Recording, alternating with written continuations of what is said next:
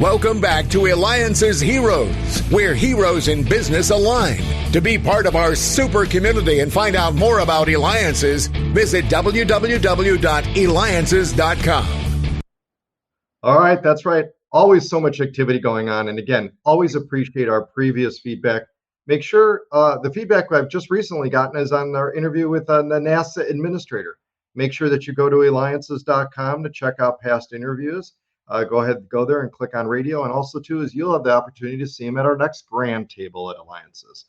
Well, I'm very excited. This is a very hot topic we've got speaking about next today. So make sure you stay tuned through the entire part because it is going to help you. And that's why we do these shows. So with that, I've got with us Dr. Andrew Hahn. He is a licensed clinical psychologist and founder of Life-Centered Therapy and Guided Self-Healing. His book is The 1 Hour Miracle. He can be found at lifecenteredtherapy.com. And of course, you can get his book on Amazon, The 1 Hour Miracle. Dr. Hahn, I want to jump right in. What I've been experiencing around me, and pretty much everywhere I go, and I don't know if it's with what's going on with the world, is anxiety. And I feel anxiety around me. I feel others being anxiety in that. So let's jump right in and help us understand what is anxiety. Anxiety is the mental component of fear, basically. So fear is an emotion, like, you're going to walk into a lion's den, and anxiety is the mental component of that, the thoughts that come with that, and then the body sensations that accompany the thoughts, like something terrible is going to happen, or I can't handle this situation, or whatever. So there are going to be some kind of thoughts, and there are going to be thoughts that you are judgmental about. It's not like you say, oh, I can't handle the situation, and let's go and have some coffee. I mean, it's going to be, oh my God, I can't handle the situation. So there's a sense of overwhelm or judgmentalism about the self. And then it's accompanied by physical sensations. Your heart will start beating faster. You might get sweaty palms. Your throat might start closing up. And so there's a physical component to it, but also these beliefs you have. And you put them together and you have anxiety. And is this something that is, I don't know, quote, contagious? If someone around you has anxiety, does it start spreading?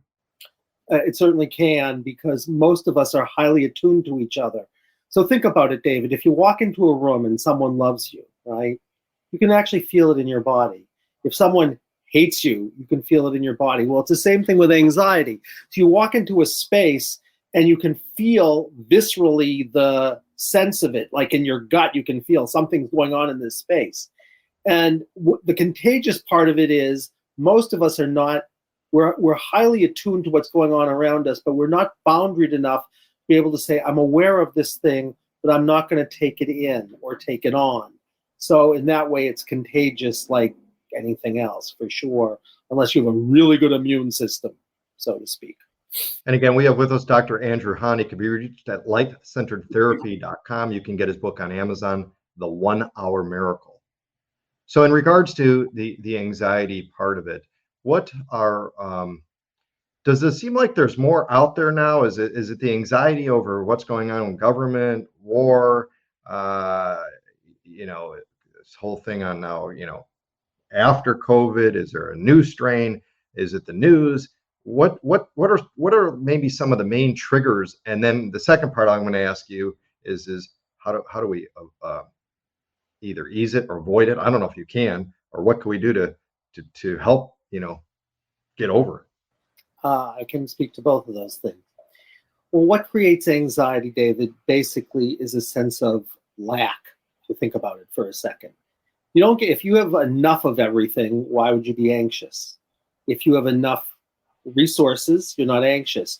If someone presents you with a problem and you can say, I have enough wisdom to solve the problem, you won't be anxious. So if you have enough mental resources or enough emotional resources or enough, what you might say, action resources, you won't hit a tipping point of anxiety, and you might be stressed, but the stress might actually call you to action, because people think stress is just a bad thing. It's not, so you could say, well, now I'm going to be that's going to focus me.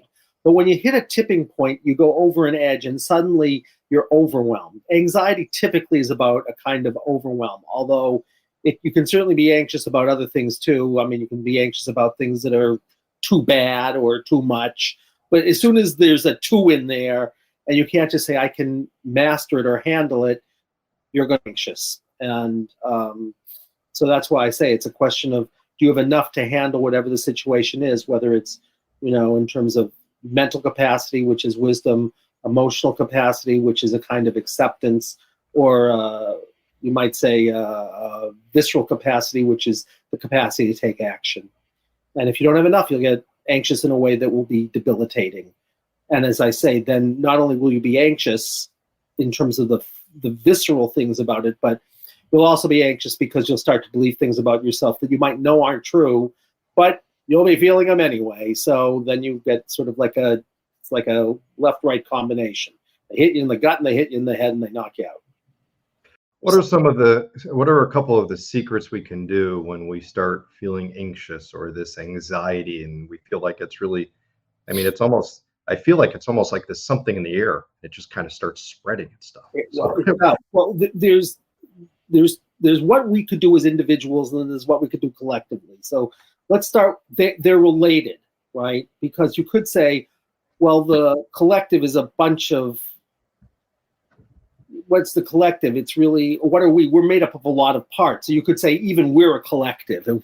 But I'll tell you what I think the simplest way, given the limitations of our time, which is you want to go from saying I am anxious to anxiety is being experienced, but it's not who I am.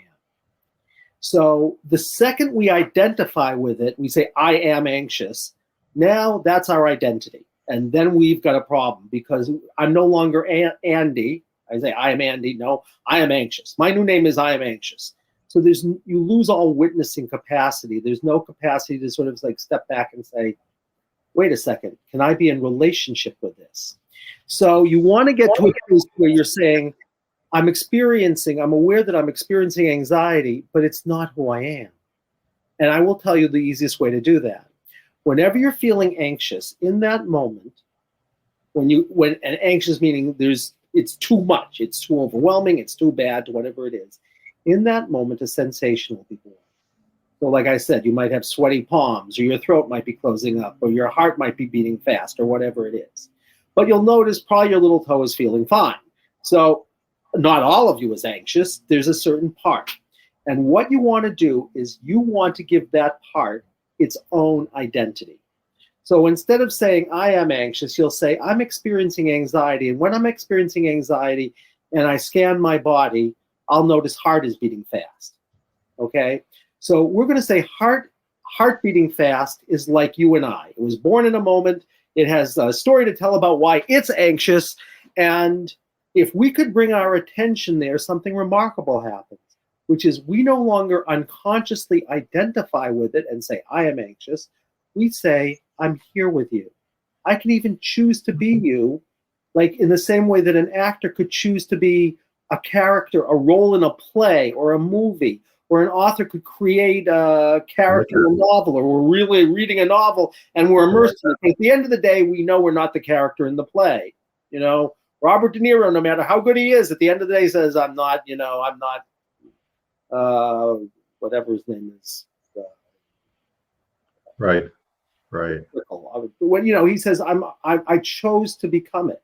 And if we could choose to become heart beating fast, then something remarkable happens. We no longer unconsciously identify with it and live out its story. It's more like we're with it and we say, you share your story with me, but I'm not you. I will be here with you and I will accept you, because what you'll notice is the problem around anxiety is we start to be judgmental. There's something wrong with it. But if we could let it share its story, then it's like we're being an unconditionally accepting parent who says, I'm here with you and I bear witness to you and I can hold you, but I'm not you. And suddenly we identify with the chooser who's bearing witness and holding, and not with that which we've chosen, which is the heart beating fast.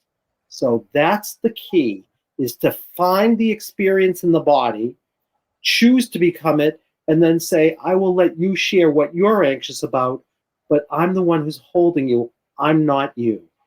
And if you I had love it. one practice, because there are a lot of practices that I could do people, but if you had one practice that anybody could do, they could remember, find the body sensation, choose to become it in the same way that an actor would choose to become a character in a play, and let it share its story while you hold it. And I guarantee excellent. Yeah. I love it. That's great. And what happens then, which is an amazing thing, is something that's split off, right? You believe you are heart beating fast, it's dismembered, becomes remembered. And when it becomes remembered, something extraordinary happens, which is heart beating fast goes away because it no longer has an identity. It's no longer matter. It becomes what it truly is, which is just kind of like a flow. And then instead of being, oh my God, I'm anxious, it will be, anxiety is here. But so what? All right. Excellent. Excellent. And again, you're listening to me, David Kogan, host of the Eliances Hero Show. Make sure that you go to, I'm going to share a secret with you. Go to Eliancer.com. That's ELIANCER.com. And in the search bar, type in Andrew. You'll find his past episodes too there. And I know you're going to want to make sure you go there and listen. He's a licensed clinical psychologist, founder of Life-Centered Therapy and Guided Self-Healing. His book is The 1 Hour Miracle. You can get it on Amazon. You can also go to his website at lifecenteredtherapy.com. I want to bring up another thing that's very important too, is what about parents helping to their children who are anxiety? And it's everything from anxiety, right? First day of school, test after test, final anxiety of, does this girl like me? How can parents go ahead and work with their children to help them cope with the anxiety? I will tell you, it's going to be one step removed of the same thing. So once you know the first trick, then you go to the second trick. What is a parent's job in this case? To be there with their child. What's the child's job? To be there with whoever is anxious, right? So you could, as a parent, you could teach your child a skill, which is what, and you could teach yourself this, you could teach your child, and believe me, kids love this because they love to tell stories. So you say, if you're a parent, you say, I'm here with you. You don't deny that they're anxious. What you want to deny is the judgmental. They'll say, I'm so anxious. Well, don't tell them there's nothing to be anxious about. That's nuts. And then they're going to be anxious, and they're going to think that, there's something wrong with them because they're anxious. So now, right, like people say, don't worry, you got nothing to worry about. And now I have to worry about the fact that I have nothing to worry about. So this is a problem, right? So you never, ever, in my experience, want to deny what the child's experience is. You want to invite them into a different relationship with their experience, which is to say, I will hold you in your experience. You can share anything you want. And I have a trick for you, which is, let's see if we can get you to a place where your anxiety is sharing with you as opposed to you are anxious. And then you can teach your child what I just told you, which is have them find the sensation in the body. And then you're going to say to them, you know how you love to tell stories? Well, heart beating fast is a story to tell about what's making it anxious. Now, the second you bring your attention to it, Susie or Jimmy or whatever, you're going to be doing for it what I'm doing for you. You're going to say, I'm here with you. And you watch what happens to your kids.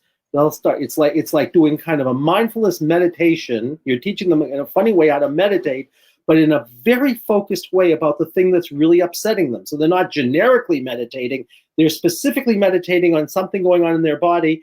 And then they're going to breathe and they're going to say, I'm here with you, heart beating fast. Tell me your story. And then you say, make it up.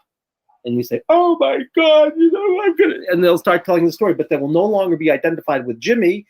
They'll say, oh, that was heart beating's fast story. I'm with it. And you're going to be, as the parent, with Jimmy or Susie, who's being with it. And your job is to line up with them and to say, I can be with you being with it. I'm going to hold a container for you. That's my job as a parent. And watch what happens. It'll be, dare I say it, it'll seem miraculous because your kids will start to say, I'm aware that I'm feeling anxious, but I'm not anxious. This is an experience I'm having. Well, I can handle it. I can master it. Do you feel that there's some people that are almost addicted who have had so much anxiety? So, for example, the anxiety of, am I going to, find a mate or something like that? They end up finding a mate, and then it's like the next anxiety, are they going to stay with me? Am I going to continue to love them? And on to the next and the next. Yes, and what you'll find then is that the thing that they think they're anxious about isn't the thing they're anxious about. Mm. So they may have a story from when they're very young about there's something to worry about everywhere. Okay, they're 4 years old or they're 8 years old or something, and no one ever held them in whatever their story was about, like, the world is an unsafe. Let's say the world is an unsafe place, and I don't know what I can count on and what I can't count on. Let's say they're running that story for whatever reason. Okay, then they play it out in 57 different ways, right? They say, I don't know if I'll ever find a mate. If I do, we'll be a bad person. They'll also play it out in allergies. Why? An allergy is the same thing. This thing that's supposed to be, a lovely thing called a flower is going to hurt me. And I don't know if it's is it dangerous? Is it not dangerous? I can't tell. In the world, I don't know if the world is a safe place. And they're really playing out the same story over and over and over again in all these multiple different contexts. So if you could find where it crystallized, right, which you could go and find the sensation again that they associate with, okay, I'll never find a mate. Okay, I found a mate. No, he's going to betray me. Okay, well, if he doesn't betray me, I wish he would have betrayed me because I found the wrong one or something. Okay, well, they're in some story someplace that they're playing out an echo of. So find the sensation that's associated with all these horrifically awful things that might happen and all this doubt, right? Say, what happens in your body when you're feeling this doubt? And you're doubting the world and you're doubting yourself and you're doubting everything. What happens when you're experiencing, you doubt the world and you doubt yourself? And they say, oh my God, I'm feeling sick to my stomach. All right, then you're going to say, you're not feeling doubt about your doubt.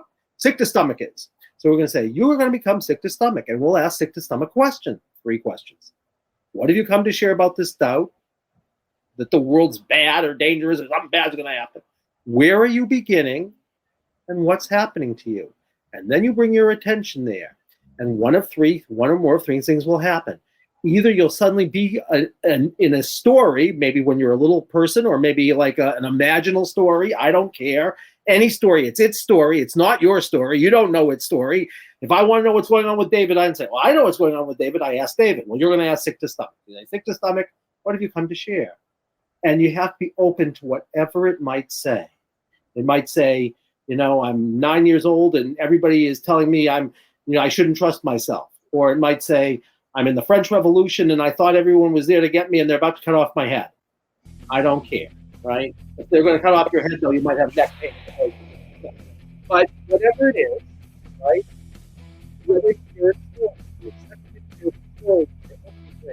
everything you want to share. And then you ask it, do you need anything? And if it says, no, I just need to share my story, watch what happens to their doubt. It will go away because they'll say, I'm experiencing doubt, but it's not that I'm doubtful. It's the same process over and over and over again. And if you remember that one thing, that every sensation, every time there's something that you're anxious about or judgmental about, you can find a sensation. And every discomfort has a story to share. And if you ask them their story, they will actually tell you. Excellent. Excellent. Well, and Dr. Hahn, you guide your patients on the path to a fuller life that's healed to help them where they can experience more joy. That's a hero. Dr. Andrew Hahn, licensed clinical psychologist and founder of Life-Centered Therapy and Guided Self-Healing. You can reach him at lifecenteredtherapy.com and make sure that you get his book. Don't wait. You can get it on Amazon right after this interview. Look up The 1 Hour Miracle. Again, this has been David Kogan with the Eliances Hero Show. Coming up next, the co-founder of Match.com.